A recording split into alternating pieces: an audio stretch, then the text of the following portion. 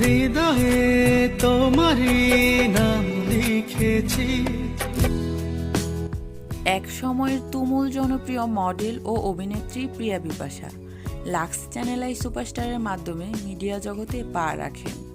তোমায় হারাতে দেব না কখনো না। তিনি বেশ কিছু মিউজিক ভিডিও, নাটক, সিনেমায় অভিনয় করেছেন এবং বেশ জনপ্রিয়তা পেয়েছিলেন, কিন্তু হুট করেই নাই হয়ে গেল প্রিয়া বিপাশা। 5 বছর আগে দেশ ছেড়ে যুক্তরাষ্ট্রে চলে যান।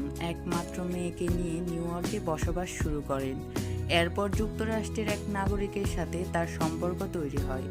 একমাত্র মেয়ের অনুমতি নিয়েই নিজ ধর্ম ত্যাগ করে ভিন ধর্মীকে বিয়ে করেন প্রিয়া বিপাশা।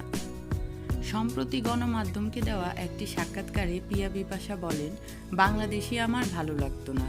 আমি মিডিয়াতে এসেছি টাকা কামানোর জন্য, কারণ আমি সিঙ্গেল মাদার, আমার একটি মেয়ে আছে। কিন্তু মিডিয়াতে লবিং ছাড়া কোনো কাজ হয় না।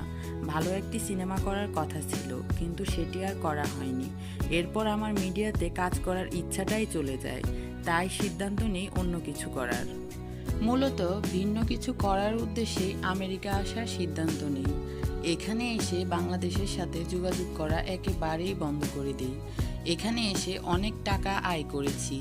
তিনি আরও বলেন, সত্যি বলতে এখন আমার এমন অবস্থা যে টাকা ইনকাম না করলেও হবে।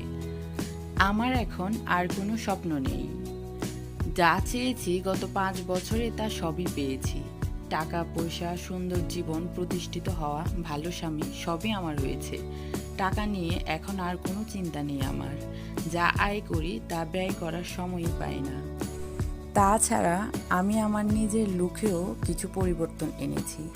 নিজেকে যে রূপে দেখতে চাইতাম আমি এখানে এসে নিজেকে সেই রূপ দিতে পেরেছি। আমার আর কোনো আক্ষেপ নেই। আমি আমার নিজের এই পরিবর্তিত লুক নিয়ে হ্যাপি। তো বন্ধুরা, প্রিয়া বিপাশাকে আপনাদের কাছে কেমন লাগতো আর তার বর্তমান লুকে আপনাদের কাছে কেমন লাগে অবশ্যই কমেন্ট করে জানাবেন। ধন্যবাদ।